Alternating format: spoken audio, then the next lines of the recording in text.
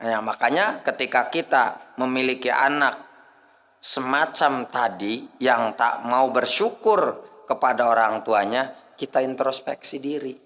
Kita introspeksi diri saja, jangan terlalu menyalahkan anak. Tanya kepada kita kepada Allah gitu enggak? Allah telah menciptakan kita, Allah telah memfasilitasi kita. Kenapa kita tak mau disuruh? Malas oleh Allah. Menjalankan perintah itu malas sekali. Disuruh-suruh, wah suka membangkang. Aturan-aturan dilanggar. Apa bedanya dengan anak kita seandainya kita biayai, kita urus, kita rawat dia sampai dia sukses, tapi anak tersebut disuruh sama orang tua aja suka melawan. Ketika tersinggung sama perkataan orang tua aja bukan main gak terima, marah-marah dan sebagainya. Ya gak apa bedanya. Itu introspeksi. Sebenarnya kejadian yang semacam itu adalah ada ibroh, ada pembelajaran. Oh, kenapa anak kita seperti ini?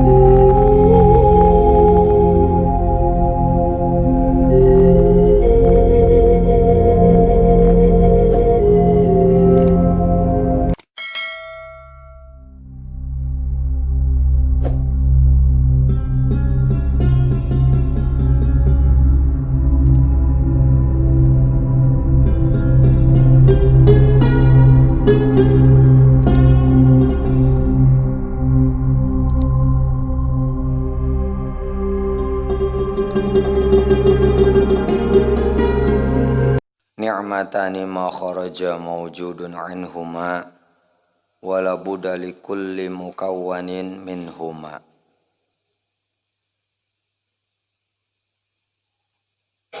Ada dua nikmat yang tidak bisa terlepas dari setiap makhluk yang Allah ciptakan, yaitu ni'matul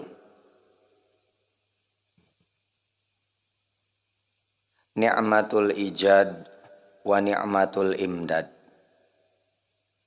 Ada dua nikmat yang senantiasa akan dirasakan oleh makhluk, dan setiap makhluk tidak akan terlepas dari dua nikmat tersebut. Di antaranya pertama adalah nikmat ijad, yaitu nikmat diciptakan. Yang kedua adalah wa ni'matul imdad. Kedua adalah nikmat diberikan pertolongan untuk bisa melangsungkan kehidupan. Jadi kedua nikmat tersebut yang namanya nikmat sudah sepatutnya kita syukuri. Yang pertama, nikmat diciptakan oleh Allah Subhanahu wa taala.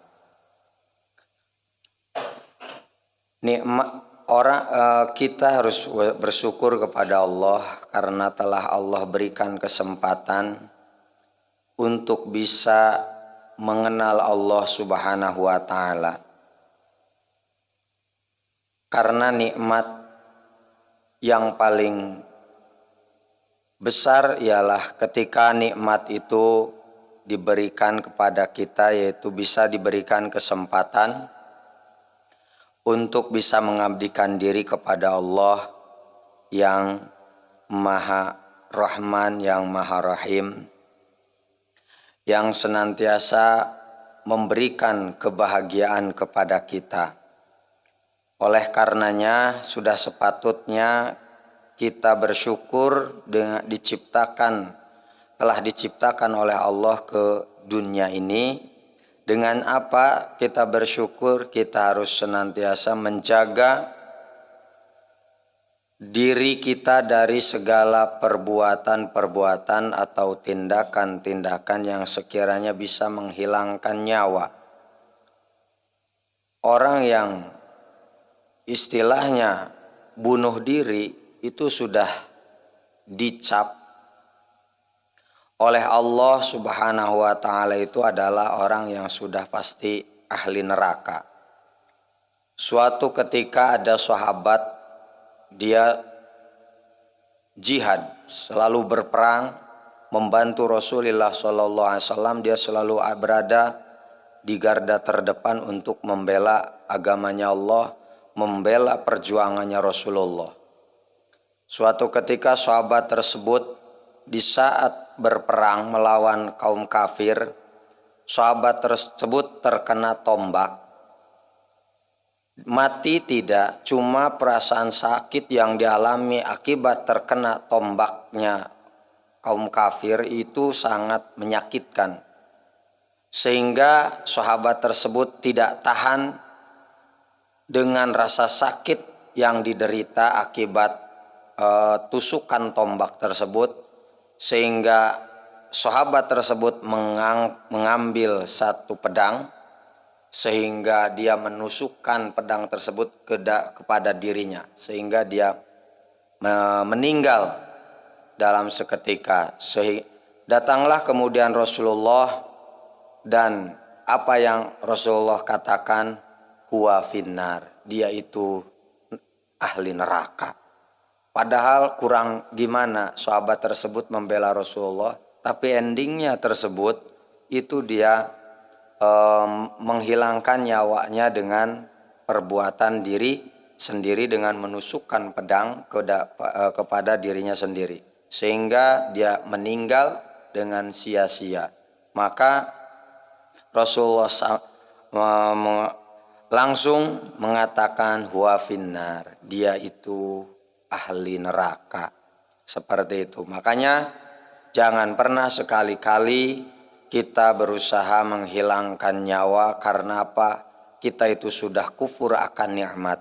Karena kita diciptakan itu adalah peluang besar, kesempatan besar yang Allah berikan kepada kita, yang sudah sepatutnya kita jaga. Menjaganya dengan cara apa? Tadi seperti tadi. Dan syukur yang keduanya diantaranya yaitu kita itu menjalankan perintah Allah dan menjauhi segala larangannya. Seperti ketika kita sedang membutuhkan pekerjaan, ketika kita menganggur kemudian kita membutuhkan pekerjaan, tiba-tiba ada seseorang yang mau menerima kita untuk bekerja di perusahaannya, itu merupakan satu kebahagiaan, peluang yang tak diduga-duga, kesempatan, kebahagiaan yang tak pernah diduga-duga, yang menjadikan kita bahagia. Karena kalau ada istilah orang Sunda itu mobok manggih gorowong, ketika membutuhkan tiba-tiba ada yang menawarkan, itu diantaranya. Maka kita yang senantiasa sedang membutuhkan pekerjaan, tiba-tiba ada yang menawari pekerjaan dengan sukarela, terus gaji yang diberikan pun itu besar, pekerjaan yang tak terlalu berat tapi gajinya itu besar. Kurang gimana kita berterima kasih kepada orang tersebut? Ya harusnya sepatutnya kita berterima kasih kepada orang tersebut dengan jalan apa? Kita itu laksanakan perintah-perintah yang diperintahkan orang pemilik perusahaan tersebut, yang telah memberikan kesempatan kita untuk bekerja di perusahaan dia. Seperti itu. Jangan pernah sekali-kali melakukan tindakan yang menjadikan benci, murka, jengkel orang yang telah menolong kita. Karena itu perbuatan yang kurang bersyukur kepada orang tersebut. Khawatirnya nanti kalau terlalu sering melakukan perbuatan yang kurang berkenan di hati orang pemilik perusahaan tersebut, khawatirnya nanti kemungkinan kita bisa dikeluarkan lagi dari perusahaan. Nikmat yang telah kita dapatkan di perusahaan tersebut bisa saja hilang karena tindakan perbuatan kita sendiri.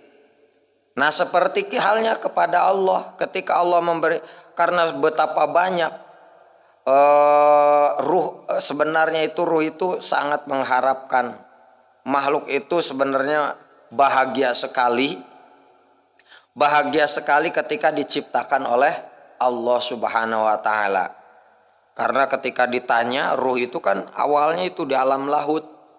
Ruh itu ketika diciptakan oleh Allah itu di alam lahut, mereka itu dalam kondisi musyahadah, mengenal Allah. Ketika Allah tanya, alastum birabbikum qalu bala, apakah aku ini adalah Tuhan kalian? Kata Allah. Maka para ruh itu menjawab, qalu bala, maka menjawabnya, benar, engkaulah Tuhan kami. Maka dalam keadaan musyahadah ruh tersebut kepada Tuhannya itu disebut ruh kudus, ruh kudzi, yang suci. Karena kemudian dari tahapan ke tahapan diturunkan gitu, seperti walaqad khalaqnal insana fi ahsani taqwim tsumma radadnahu asfala safilin. Sumpah yakti,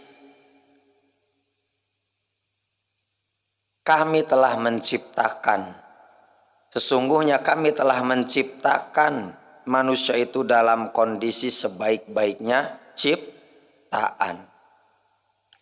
Kemudian summa radadnahu asfala safilin, kemudian diturunkan dari makom alam lahut kemudian ke makom alam jabarut. Itu dari makom jabarut diturunkan lagi ke dari alam jabarut, diturunkan lagi ruh tersebut ke alam malakut. Dari alam malakut tersebut diturunkan lagi ke makom mulki.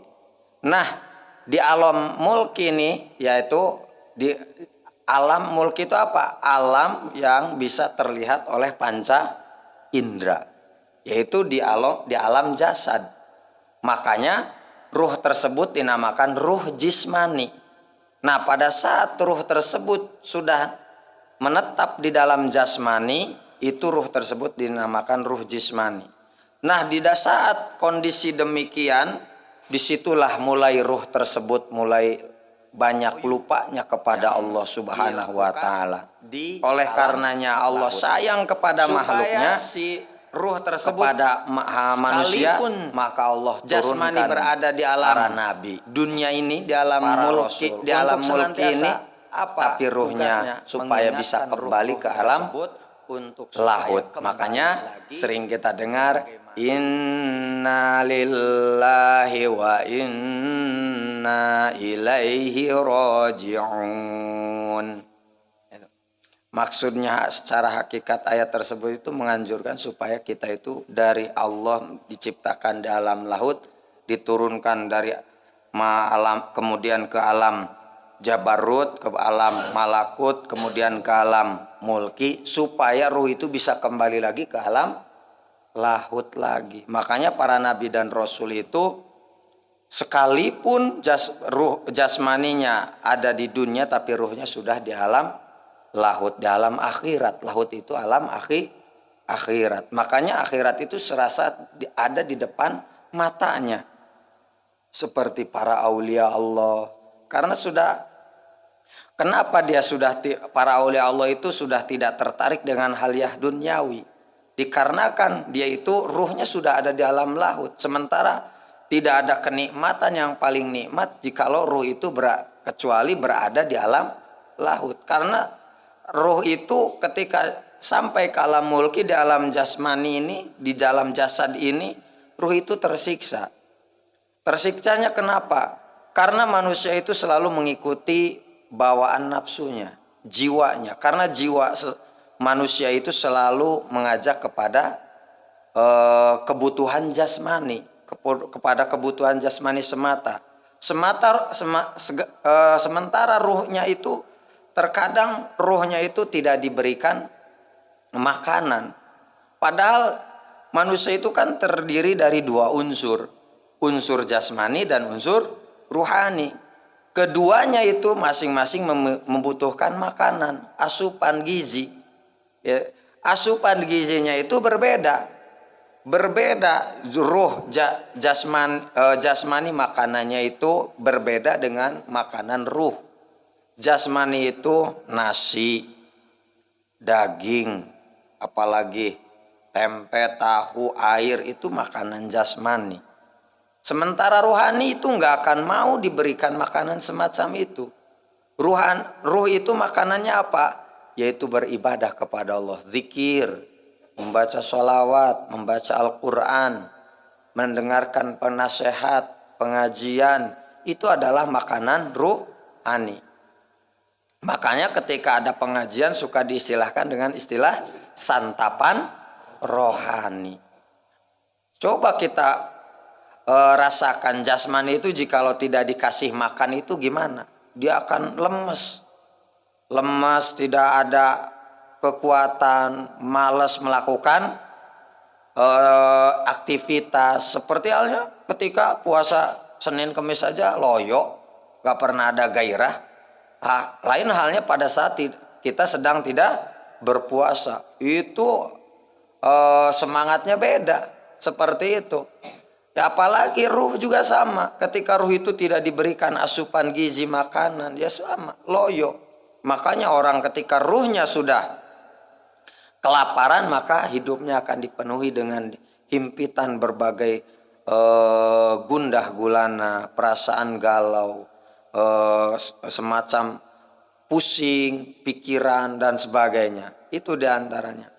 Nah, makanya berbahagia sekali ketika kita diciptakan oleh Allah ke dunia ini karena diberi kesempatan untuk mengenal Allah, untuk mengabdi kepada Allah Subhanahu wa Ta'ala. Coba kita bayangkan, ketika kita bisa diberi kesempatan untuk menjadi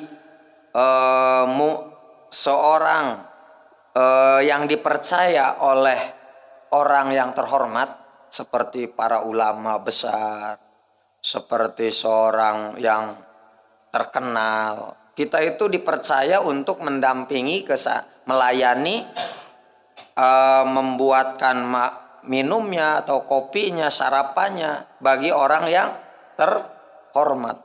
Para ulama terhormat, orang-orang soleh, itu orang-orang yang terpandang. Mungkin itu adalah satu kehormatan, kesempatan bagi kita. Karena orang tersebut memiliki terkenal, soleh, mulia, dikagumi banyak orang. Seperti itu. Itu merupakan kesempatan besar.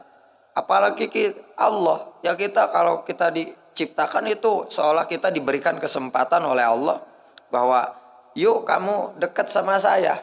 Seperti itu. Yuk kita dekat sama saya, kata Allah. Yaitu peluang terbesar. Kesempatan terbesar. Tanpa kita memiliki kemuliaan sedikit pun, Allah berikan kesempatan kita untuk mendekat kepada Zat yang mulia. Soal ada istilah orang mulia itu selalu berkumpul dengan orang mulia. Kumpulan orang terhormat itu biasanya kumpul lagi dengan orang-orang terhormat. Beruntung sekali jikalau orang yang tak terhormat bisa diberi kesempatan untuk berkumpul dengan orang-orang terhormat. Ya begitu pula ketika kita diciptakan dengan kapasitas hina sekali, kita diciptakan oleh makhluk yang hina, makhluk yang lemah. diberi kesempatan, diciptakan oleh Allah untuk bisa mendekat kepada zat yang kuat, zat yang maha mampu, zat yang maha kaya, zat yang maha mulia. Itu suatu kehormatan bagi kita yang tak boleh kita sia-siakan. Dengan cara apa kita memanfaatkan, mensyukurinya? Ya, kita bertakwa kepada Allah, menjalankan segala perintahnya, menjauhi segala larangannya. Itu bentuk syukurnya. Kedua, nikmat yang tidak akan terlepas dari seorang makhluk itu adalah nikmat imdad, pertolongan untuk bisa berlangsungnya kehidupan. Ketika Allah menciptakan manusia kepada dunia itu nikmat, maka ketika hidup di dunia itu tidak akan bisa hidup begitu saja jikalau tidak ada sarana prasarana untuk berlangsungnya hidup tersebut. Ketika kita diciptakan ke dunia, kita itu kan memerlukan nafas. Sementara pernapasan itu mengambil oksigen, maka Allah ciptakan oksigen. Dan Allah ciptakan pula sumber-sumber oksigennya dari pepohonan dan sebagainya. Makanya Allah komplit sekali melengkapi segala kebutuhan kita. Paling beruntung sekali ketika orang tua itu kan ketika memberangkatkan anaknya ke pesantren, itu kan nikmat bagi seorang anak ketika orang tuanya memberangkatkan anaknya itu ke pesantren, sekolah sambil pesantren. Itu kan nikmat yang pertama. Orang tua tidak hanya cuma mengantarkan anaknya ke pesantren saja. Orang tua itu akan membekali segala kebutuhan yang dibutuhkan di pesantren. Itu nikmat yang kedua yang tidak bisa terlepas. Seperti itu. Makanya tega sekali jikalau orang tua itu menyuruh anaknya sekolah dan pesantren tapi tidak membekali, tidak membiayai. Terlalu kejam orang tua tersebut. Tak mau memfasilitasi anaknya untuk sekolah, biaya pendidikan dan dan sebagainya, baik dari itu biaya pendidikannya, biaya kehidupan sehari-harinya, membeli sampo, sabun, pasta gigi, baju, beras dan sebagainya, jajannya. Itu alangkah kejamnya orang tua. Itu penyiksaan. Kalau dia itu memberangkatkan anaknya, menitipkan anaknya ke pesantren, ke sekolah, suruh sekolah sama pesantren tapi tidak membekali, itu kejam orang tua. Kejam sekali orang tua tersebut. Makanya sudah sepantasnya nikmat yang kedua yang diberikan orang tua itu memfasilitasi segala yang dibutuhkan anaknya di pesantren dan di sekolah. Begitu pula Allah. Allah itu enggak kejam. Ketika Allah tidak hanya sekedar menciptakan saja, tapi Allah fasilitasi apa yang dibutuhkan selama hidupnya. Ketika Allah ciptakan kehidupan kepada seorang makhluknya, Allah tidak hanya hanya sekedar menciptakan hidup saja, tidak hanya sekedar menjadikan hidup saja, tapi Allah memberikan segala biaya, fasilitas untuk bisa berlangsungnya hidup makhluknya tersebut. Seperti itu, dari mulai kebutuhan primer, sekunder dan sebagainya. Makanya Allah itu luar biasa bijaksana dan Allah itu sangat penyayang bagaikan orang tua yang tak pernah ketika anaknya itu membutuhkan pasti selalu sigap apa yang dibutuhkan anaknya, akan memenuhi apa yang dibutuhkan anaknya. Itulah orang tua. Apalagi sayangnya Allah kepada hambanya itu lebih dari sekedar sayangnya orang tua kepada anak. Selalu memfasilitasi. Dari mulai Allah butuh, manusia tidak ketika manusia kotor, alat yang bisa membersihkan itu biasanya, makanya Allah akan ciptakan satu alat yang bisa membersihkan manusia. Allah ciptakan air. Makanya Allah ciptakan air seperti itu. Nah itu diantaranya ketika manusia itu butuh makanan, asupan, maka Allah ciptakan makanannya. Dari mulai padi, beras, dari mulai gandumnya, jagungnya, apalagi dari proteinnya, protein hewaninya, dari hewan-hewan ayam, kambing, sapi, onta. Allah ciptakan untuk kemaslahatan kebutuhan manusia.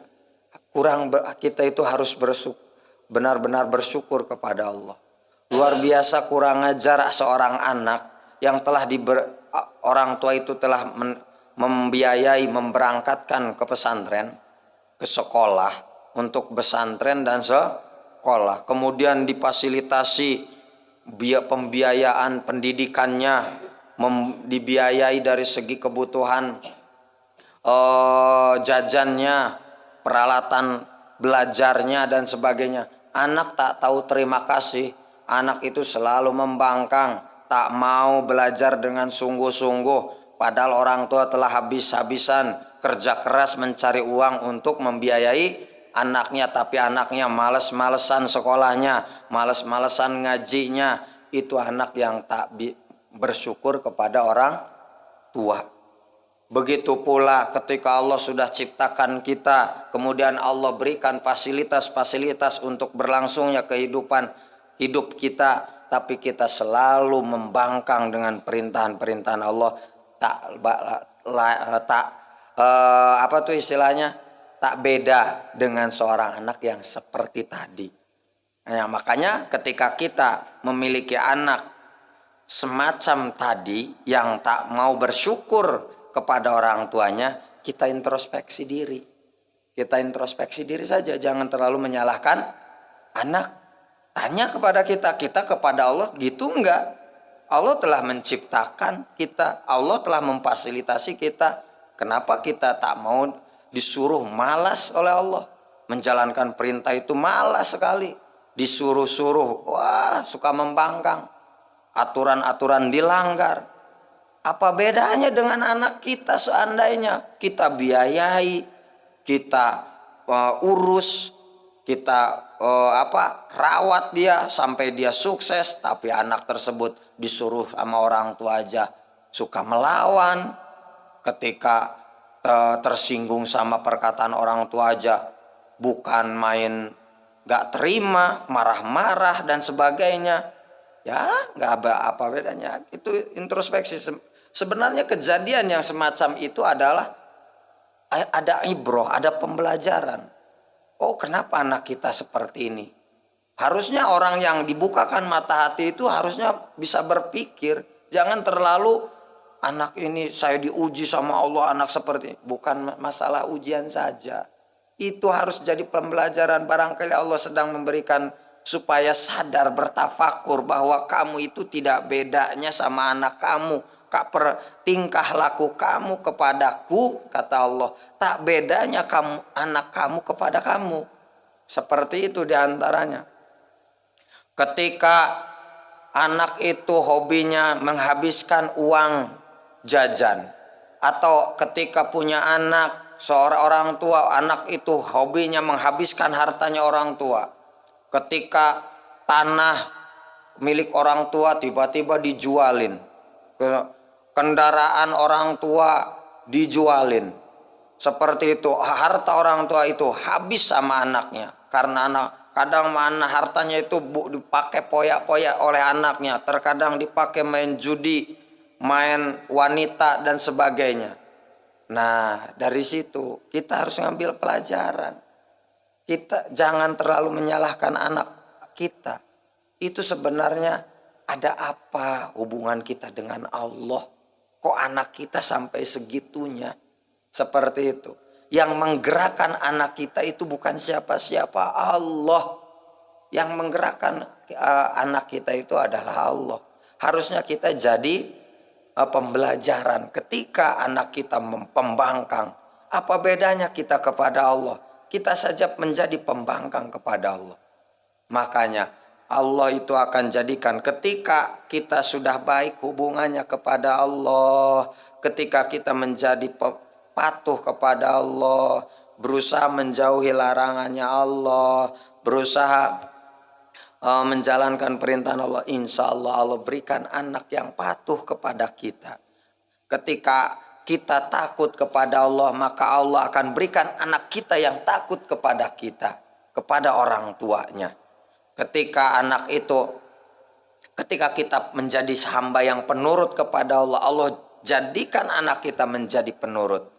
Sejatinya Allah berikan anak kepada kita, sebenarnya itu adalah mendidik kita, menjadikan berpikir untuk anak kita itu adalah cerminan kita kepada Allah Subhanahu wa ta'ala.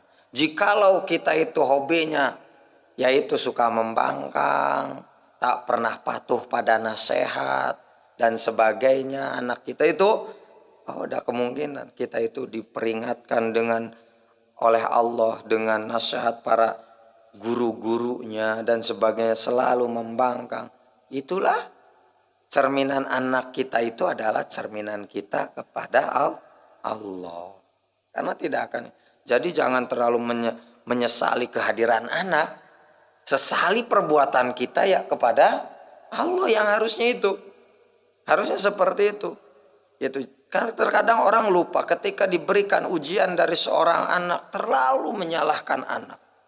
Tuh lihat anak orang lain tuh rajin, selalu nurut pada orang tua, anaknya pinter-pinter, seperti itu.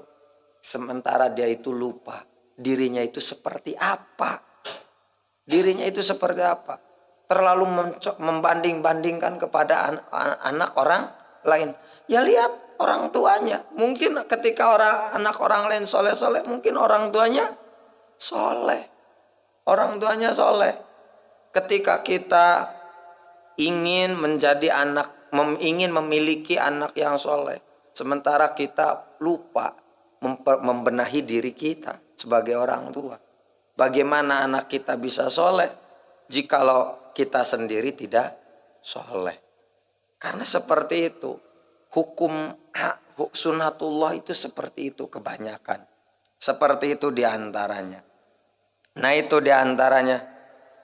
Makanya kesimpulannya, nikmat yang Allah berikan itu pada secara umumnya itu dua. Yang Allah berikan itu setiap makhluk tidak akan terlepas, mau kafir mau mukmin, selalu Allah berikan dua nikmat tersebut. Pertama nikmat diciptakan, kedua nikmat yaitu diberikan sarana prasarana fasilitas untuk melangsungkan kehidupannya. Seperti itu. Maka kedua-duanya wajiblah kita bersyukur. Seperti itu. Ketika syukur yang kedua dari nikmat diciptakannya sarana prasarana itu, syukur yang kedua bisa kita tempuh yaitu dengan menjaga segala fasilitas yang telah Allah ciptakan. Ketika kita membutuhkan oksigen, ya Allah itu pasti ciptakan sumber-sumber yang bisa menghasilkan oksigen, yaitu pohon-pohon, tanaman-tanaman. Maka kita bersyukur kepada Allah itu dengan cara apa? Menjaga hutan kita. Jagalah hutan kita, jangan sampai ada penebangan yang sehingga menjadikan hutan-hutan itu gundul, apalagi dibakar. Itu melakukan kerusakan semacam itu, berarti kita itu telah kufur nikmat. Kita melakukan jaga kelestarian ketika kita diberikan dari ikan seperti protein hewani ikan dari laut, jaga lautnya, jangan sampai dicemari, dirusak dengan melakukan bom ikan dan sebagainya. Itu akan merusak ekosistem laut. Jadi menjaga lingkungan, menjaga alam, keindahan alam itu merupakan ibadah. Dikarenakan apa? Salah satu bentuk syukur kepada Allah Subhanahu wa taala atas nikmat imdad. Itu seperti itu diantaranya. Nah, mudah-mudahan bisa dijalankan.